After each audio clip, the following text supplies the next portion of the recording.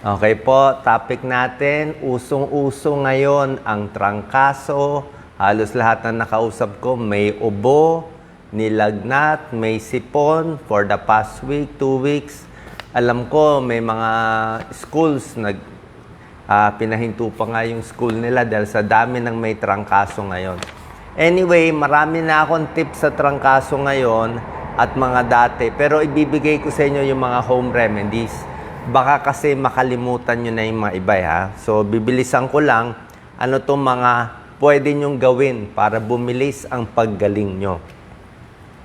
Number 1, kung ano man siya, ubo, trangkaso, dapat number 1 is pahinga is number 1. Anong pahinga?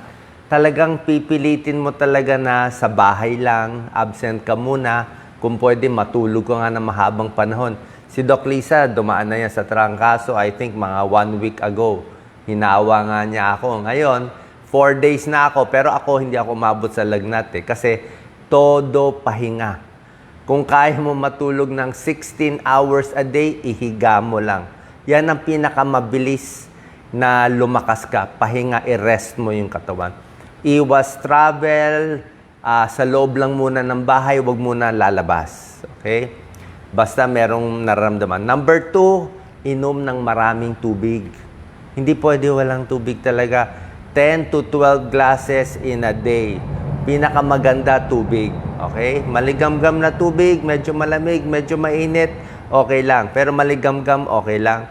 Lalo na kung may lagnat. Pag may lagnat kayo, kailangan mo maraming water. Diba? Maraming water. Inom ka na maraming water para pag-ihi mo ng mainit, bababa yung temperature. Yan ang natural way, baba yung fever. Tapos kung magkukumot kayo, wag sobrang kapal yung kumot. Kasi nga, may lagnat ka, giginawin ka. Lalo kang magkukumot ng makapal, lalong tataas ang fever mo. Kaya kung gusto mo, manipis na kumot lang. Hindi rin pwede sobra init. Number 3, hiwalay sa pamilya. This is very important. Hiwalay sa pamilya. Humiwalay ka sa nanay mo, sa tatay mo, sa anak mo muna kung may paraan. Kasi pag nagsama kayo, mahahawa ka talaga. Iikot ka sa buhay. Kung isang kwarto lang kayo, wala tayong magagawa. Mahahawa talaga tayo. Diba? Ikaw ako, nahawa ako kay Doc Lisa. Number 4, possible to sa smog. Dahil sa smog, halo-halo. Talagang may nagsa-circulate na bagong virus, tapos sa smog issue. Actually, pag ginawan mo ng COVID test ngayon, negative. Negative yung COVID test. So, iba to, ibang virus to ngayon. Number 4, pag may lagnat, kailangan mag-paracetamol. Ngayon, ano ang tamang pag-inom ng paracetamol? Sa bata, siyempre may dose ng paracetamol. Sa matanda, ganito ang pag-inom. Sa matanda, above 100 pounds ka, or mas malaki pa, 500 milligrams ng paracetamol, usually hanggang mga 4 times a day lang pwede na sa akin. Every 4 hours dapat yung paracetamol, every 4 hours. Kaya lang, pag ginawa mong every 4 hours, baka umabot ka ng 6 tablet in a day. So, 3,000 milligrams, 3 grams, okay pa. Pero minsan ayoko mamaya ma-overdose kayo So, hanggang 4 times in a day. Every umaga, 10 o'clock, 2 o'clock, 6 o'clock, ganyan. 4 times in a day, okay lang paracetamol. Kung hindi naman ganun kataas yung lagnat, wala pang 38, pwede man inuman mo lang ng tubig okay na yun. Number 5, medically, pag nagpa-check kayo sa doktor, ang bibigay yung mga the usual para sa ubo, mga carbocysteine, mga lagundi. Pag dry cough, ibibigay ng doktor yung mga Sinicod, butamirate citrate. Actually, yan ang mga reseta na over-the-counter. Pwede naman, wala namang kaso doon. Pwede naman uminom. Pero meron lang ako si-share. Okay, hindi to advertisement. Hindi siya ads. Pero ito yung binigay sa akin na usong-uso. This is Paypaqua. Okay, Paypaqua. Hindi ko siya ina-ads Kinukwento ko lang sa inyo kasi ito, sikat na sikat to Sa Singapore, sikat siya. Sa Amerika, naging viral yan. Siguro mga 400 pesos to. Viral siya. Ngayon, nire-recommend ko ba siya? Actually, hindi ko mare-recommend sa iba. Kasi, ano ang pag-aaral ng Paypaqua? Ang pag-aaral ng PAPACWA, medical studies, para sa mga doktor nakikinig, may 1994 study na mukhang maganda siya, pero lumang study na. Maganda sa hika, nakakabawas ang plema, masarap kasi siya, matamis. Matamis siya, parang 2 teaspoons of sugar eh. Kaya kung diabetic kayo, hindi pwede nito. Kung diabetic, hindi po pwede kayo ng ganyan. Kasi merong sugar-free. Ang study niya, 1994 lang. Mula noon, wala nang study. Puro anecdotal lang, kwento lang, kwento. Si Doc Lisa, ininom to. Baka may tulong, baka wala. Actually, ako, nung 3rd day ako inuubo, ininom ko na rin, tinaray ko lang. Feeling ko ba nakagaling sa akin? Parang meron, parang wala. Pwede ko ba i-recommend as a doctor sa publiko? Baka hindi ko pwede i-recommend sa inyo dito publicly eh. Kasi yung pag-aaral niya, 1994 lang eh. Isang maliit na study lang. So, wala akong proof na effective siya. Wala akong proof na hindi siya effective, although marami siyang herbs daw, 16 herbs or something. Pero yung mga iba, lalo na yung mahilig sa ganito, uso to sa mga Asian countries. Wala namang masama kung gusto nyo i-try. Diba? Pero sa akin, tinatry ko, masarap lang yung pakiramdam, parang kumain ka ng menthol. Pero kung may proof or wala, wala pa 1994 study. Luma. Dapat nga gawan pa ng pag-aaral. Okay? So, that's another remedy na pwede nyo. Marami pa tayo ibang remedy. Yung iba, honey lang. Honey, di ba? Honey, matamis. Pwede rin naman. Another na mga natural, pwedeng chamomile tea. Actually, chamomile tea is parang tubig din naman yan eh. Di ba? Parang liquid din. Lahat naman to liquid eh. Pwede rin chicken soup. Actually, chicken soup may tulong konti, pampalakas ng immune system, pero wala ring big study ang chicken soup. So, kinukwento ko sa inyo lahat ng possibility. Pumili na lang kayo ng gusto nyo. Salt water gargle. Pwede rin salt water. Kung may tonsil to. Pag masakit ang lalamunan, may tonsil, pwede yung salt water, konting asin, konti lang asin.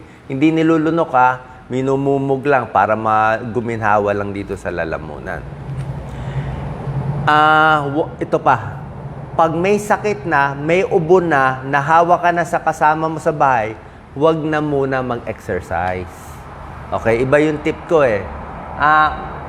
Pwede naman maglakad pero hindi na pwede yung 10,000 steps ka o mag-gym ka pa. Hindi na advisable for me. Pahinga mo muna. Palakasin mo muna katawan mo. Yung magpapaaraw, magpapainit, konting morning sun pero hindi siguro ngayon ng panahon.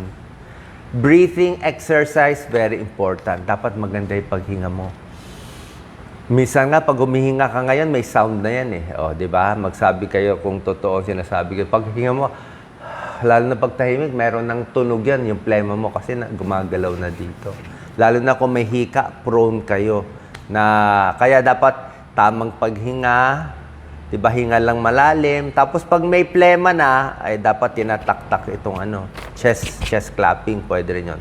Pero dapat maganda yung hangin, kung may maganda yung may hangin, hindi kulob. Another thing very important, tulog. Ito pinakamahirap sa lahat. Kayo magkwento. Ilang araw kayo napuyat. Ako 2 araw napuyat. Pag matutulog ka, may sipon ka. Boses ko parang may sipon. Tutulo yan dito. Hindi ka makakatulog yan. Uubo ka ng uubo. Mag-comment kayo. Hindi ba masakit na ang dibdib nyo kakaubo? Masakit na nga dito ko eh. Kakaubo mo. Ayan, walang laman. So, sasakit na side mo. Kaya pag higa mo, pwedeng 2 o 3 unan. Medyo high back rest tayo ngayon. Bakit high back rest? Kasi pag higa masyado, babagsak yung plema eh. Tapos yung higa, kung dati ako, ganito higa ko eh, tihaya. Pero pag meron kang post-nasal drip o may sipon bumababa, makangat ito. Sobrang kati, nakakainis, di ba? Mauubo ka, hindi ka makakatulog. Magdadasal ka para makatulog ka. So, gagawin mo, pwede ka mag-side. Kaya ang ginagawa ko, either magle-left side o magra-right side ka para ang tulo niya sa side. Or yung iba, kung hirap na hirap ka talaga, hindi ka makatulog, try mo dapa. So, maghanap ka ng position mo. Baka nasa position makatulog ka konti. Left, right. Yung iba natutulog sa silya, lazy boy, para ma-high back rest siya. So, hanapan mo ng position. Pagkain, ano dapat? Mas marami, mas konti, normal lang. Alam ko, wala kang gana kumain, pilitin pa rin kumain. Okay, maraming liquid, basta normal diet, tuloy mo lang. Anong pagkain? Vitamin C rich foods kailangan mo.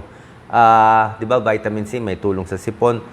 Yung mga fruits na may vitamin C, mga dalandan, calamansi juice, suha, orange, pongkam, pwede. Saging, pwede din ha, saging. Para kung masakit ang tiyan mo, pwede rin, saging. Tapos, pwede ba maligo? Okay?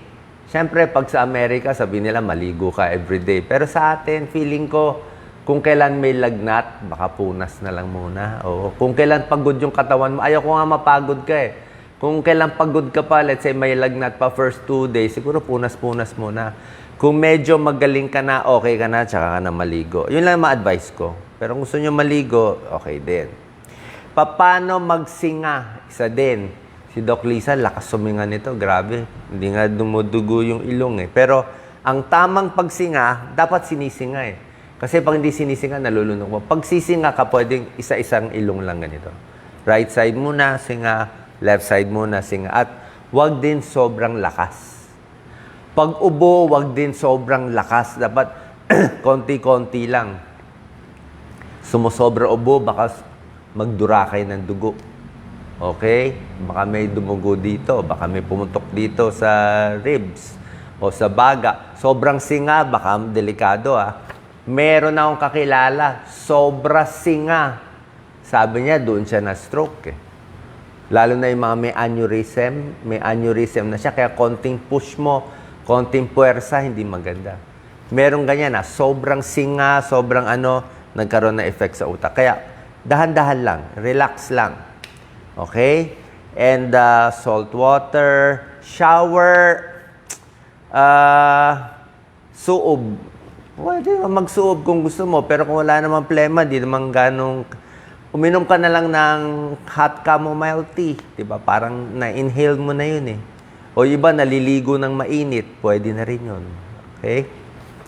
Cold medicines, ito importante. Pwede ba ako uminom ng gamot sa sipon? Yan, decongestant. Ingat po. Ulitin ko ha, ingat po. Pag bata ka pa, 30 years old, walang sakit sa puso, gusto mo decongestant sa sipon, sige, bigyan mo. Kasi itong mga gamot na to, may pseudoephedrine.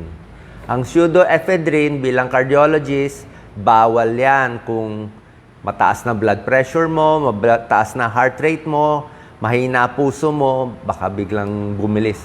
Nakakabilis ng tibok ng puso itong gamot sa sipon. Kontra siya sa high blood at sakit sa puso. So, ingat sa gamot sa sipon. Pero gamot sa ubo, carbocysteine, ambroxol, pwede lahat yan. Fluimucil, pwede lahat yan. Ang pinakamahalaga pa dito, antibiotic. Okay? Ito yung issue natin. Kailangan mo ba ng antibiotic o hindi? Pinakamaganda, syempre, pa-check up pa sa doktor. Yung doktor magsasabi, antibiotic or hindi. Hindi ko naman pwede sabihin sa FB Live na mag-antibiotic kayo lahat. Mali rin naman, di ba? Pero, basically, pag viral, hindi kailangan ng antibiotic. Paano mo malalaman na baka bacterial? Baka bacterial, sa tingin ko, kung talagang may plema, madilaw ang plema, o mataas ang lagnat, mas malala tingnan yung pasyente, pwedeng bacterial. O pag na-blood test, mataas ang white blood cell count. Pero actually, minsan tansyahan din eh. Tingin mo ba may plema? Tingin mo ba lalala?